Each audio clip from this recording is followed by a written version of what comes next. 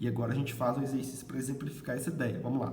Olha, massas iguais de líquidos distintos cujos calores específicos estão dados na tabela abaixo. Olha aqui o calor específico das grandezas aqui. Aqui, galera, em vez de caloria, está em joule por grama grau Celsius, mas sem perda nenhuma com isso, tá? Basicamente a mesma coisa. Vai ser um número diferente ali, mas é calor específico do mesmo jeito. Encontram-se armazenadas separadamente e à mesma temperatura dentro de 5 recipientes com boa isolação e capacidade térmica desprezível. Quando fala que o recipiente tem capacidade térmica desprezível, é porque ele não absorve calor, é um recipiente ideal, tá? Se cada líquido receber a mesma quantidade de calor, então olha lá, você tem 5 líquidos diferentes, cada um em um recipiente, os 5 estão na mesma temperatura inicial e os 5 vão receber a mesma quantidade de calor, a mesma quantidade de energia térmica, suficiente apenas para aquecê-lo sem alcançar seu ponto de ebulição. Aquele que apresentará a temperatura mais alta após o aquecimento será... Vamos dar uma voltada rapidinho aqui, olha. O que vai alcançar maior variação de temperatura, olha aqui, variação de temperatura e calor específico são inversamente proporcionais. O que vai alcançar maior variação de temperatura é o que tiver menor calor específico, né? Então, o que tem menor calor específico aqui vai ser o mercúrio. Então, o mercúrio vai ser o que vai atingir a maior temperatura. E se perguntar o que atingir a menor temperatura, que vai variar menos a temperatura, aí seria o contrário, seria o que tem um calor específico maior, seria a água no caso. Que não é o caso. A resposta certa nesse exercício é a letra E, de estúpido. Bom, gente, esse exercício aqui fica para dever de casa, tá? Esse outro aqui também fica para dever de casa, então relacionados ao conceito de calor específico. E agora a gente vai fazer outro exemplinho aqui. Vamos lá. Esse exemplinho aqui é muito recorrente porque fala de potência ali, ó. A gente vai usar de uma forma mais simplificada esse conceito. Vamos lá. Uma fonte térmica fornece 55 calorias por segundo com potência constante. O que significa isso? Significa que você tem uma fonte térmica ali, ó, que está fornecendo calor para o corpo, e aí ela fornece uma taxa constante de 55 calorias a cada 1 segundo. Então, por exemplo, em 1 segundo o corpo recebe 55 calorias. Em 2 segundos ele vai receber 2 vezes essa quantidade de energia, ou seja, 110 calorias, né? E assim por diante. Vamos continuar a leitura. Um corpo de massa 100 gramas absorve totalmente a energia proveniente da fonte e tem temperatura variando em função do tempo, conforme o gráfico abaixo. Olha o gráfico aqui, ó. No instante T inicial, o corpo estava a temperatura de 20 graus Celsius, né? O eixo vertical, temperatura em graus Celsius, o eixo horizontal, tempo em função do tempo. Tempo em segundos, desculpa. E aí, conforme o tempo vai passando, o corpo vai absorvendo calor e vai aumentando a temperatura, até que quando chega a 10 segundos, passou-se 10 segundos, o corpo atingiu a temperatura de 45 graus Celsius, né? Aí, o que o exercício está pedindo? A capacidade térmica desse corpo e o calor específico da substância de que é constituído. São respectivamente iguais a... Então, repara, galera, a capacidade térmica que se refere ao corpo, né? E o calor específico se refere à substância em si. Vamos resolver esse exercício aqui, olha.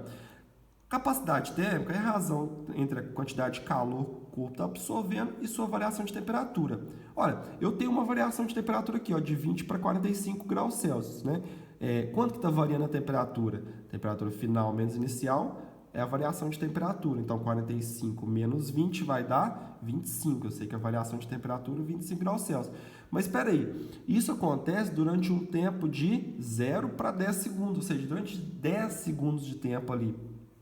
Eu sei que a cada 1 segundo o corpo absorve 55 calorias.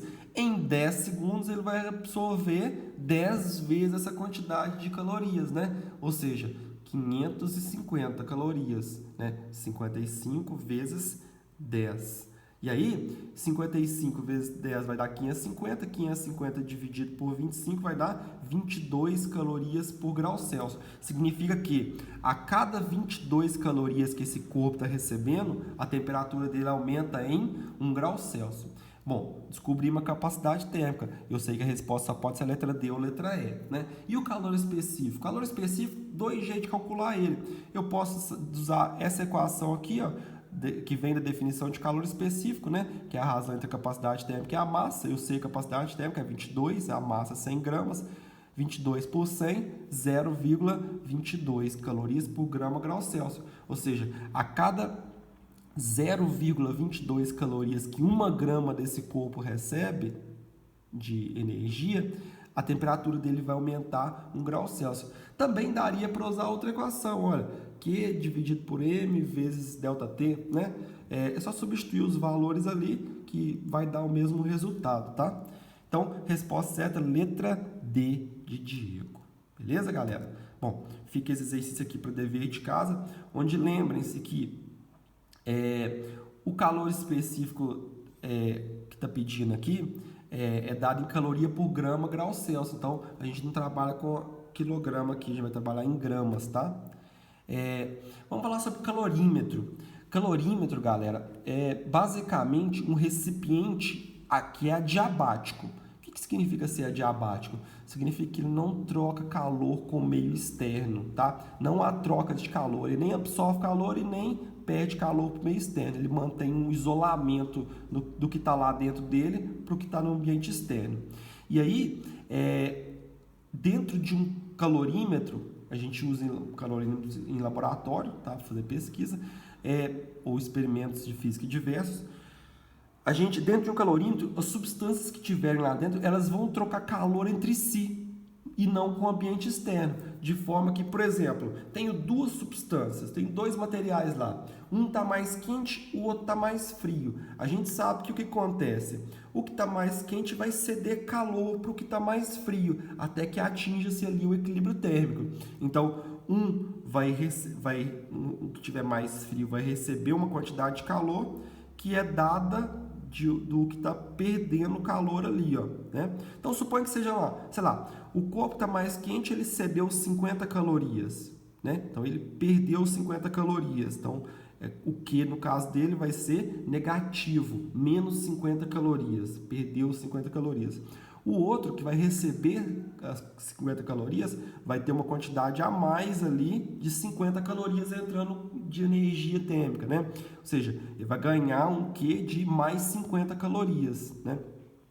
Então, 50 do que vai perder, do que vai ganhar, mais o menos 50 do que vai perder vai ser zero. Então, eu sei que, em geral, a equação geral ali para trocas de calor em um calorímetro é que a quantidade de calor que os corpos vão estar recebendo ou doando ali dentro do calorímetro, pode ser N corpos que está lá dentro, a somatória dessas energias ali vai dar sempre zero. Por quê? Porque a energia ali dentro se conserva. O que um perde, o outro está ganhando. Então, as trocas de calores somadas ali vão dar sempre zero. E aí, essa que é a equação para resolver problemas de trocas de calor em um calorímetro. Só que o que aqui, ele pode ser aquela equação fundamental da calorimetria, se o problema te der calor específico. O problema também pode dar, às vezes, capacidade térmica. Se ele te der capacidade térmica do material, você usa a equação ali que tem a capacidade térmica, né? Que é igual a C vezes ΔT, capacidade térmica vezes variação de temperatura. Vamos aplicar um exemplo de calorímetro que pode ser citado é a garrafa térmica. Não é um calorímetro ideal, mas com boa aproximação ali, você pode considerar um calorímetro, tá? Bom, vamos ler um exercício aqui e fazer ele para praticar essa ideia. Olha, um frasco contém 20 gramas de água a 0 graus Celsius. Água a 0 graus Celsius, né? Está na fase líquida. Em seu interior é colocado um objeto de 50 gramas de alumínio a 80 graus Celsius. Então, repara, você tinha uma quantidade de água ali 0 graus Celsius, frio, né? Uma outra quantidade ali de alumínio a 80 graus Celsius, então está quente. Então, vai ter troca de calor entre os dois. O alumínio vai estar cedendo calor ali para a água vai absorver calor, vai aumentar a temperatura, e o alumínio vai perder calor ali, vai diminuir a temperatura dele, né? Os calores específicos do alumínio e da água são, respectivamente, 1 caloria por grama grau Celsius e 0,1 caloria por grama grau Celsius. Supondo não haver troca de calor com o frasco, né? Então é um frasco ideal, é um calorímetro ideal, com frasco e com o meio ambiente, a temperatura de equilíbrio dessa mistura será. Então eu sei ali que os dois vão trocar calor, eles vão atingir uma temperatura de equilíbrio térmico no final, e é justamente o que quer saber. Qual dessas temperaturas aqui vai ser a temperatura final ali